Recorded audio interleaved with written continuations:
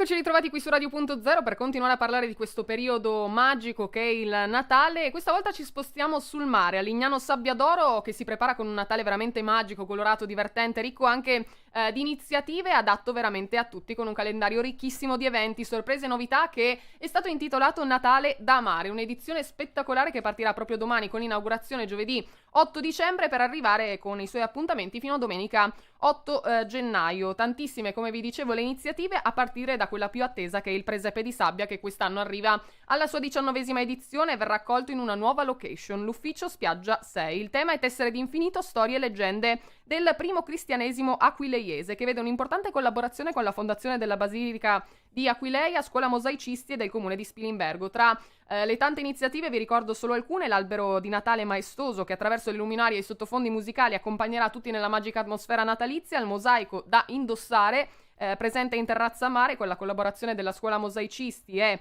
del comune di Spilimbergo, il Villaggio del Gusto con 28 stand sul lungomare Trieste, dove si potranno fare acquisti natalizi e interessanti, anche delizie vinicole gastronomiche saranno presenti, e poi ci sono le numerose iniziative rivolte anche ai bambini, dal villaggio di Babbo Natale fino alla pista di pattinaggio sul ghiaccio presso il Parco San Giovanni Bosco, e la giostra del Magic Christmas Tree, dove tutta la famiglia potrà salire per divertirsi in un'esperienza anche irripetibile. Immancabile anche il trenino turistico Lignano Express, con un servizio speciale di trasporto per tutta la durata della manifestazione, che sarà completamente gratuito, e questo è da sottolineare. Noi però ne andiamo subito a parlare in questo servizio insieme al sindaco di Lignano Sabbiadoro Laura Giorgi e il presidente di Lisa Gest Emanuele Rodeano.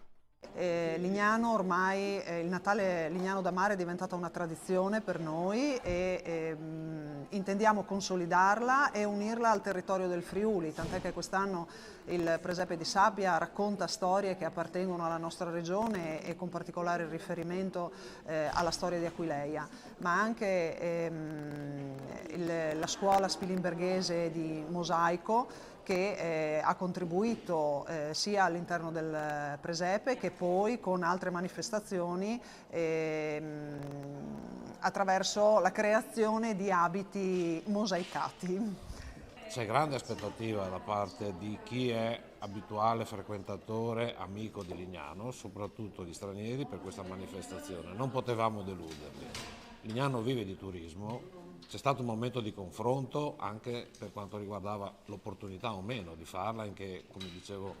dimensioni farla. Sole 24 Ore ci ha messo al 14° posto in Italia tra le località che producono PIL turistico aggiuntivo, 750 milioni. Il tema è un tema di forte impatto e di grande suggestione, tratta delle origini del cristianesimo nell'Aquileiese e nell'Alto Adriatico, quindi è un percorso in cui i visitatori saranno invitati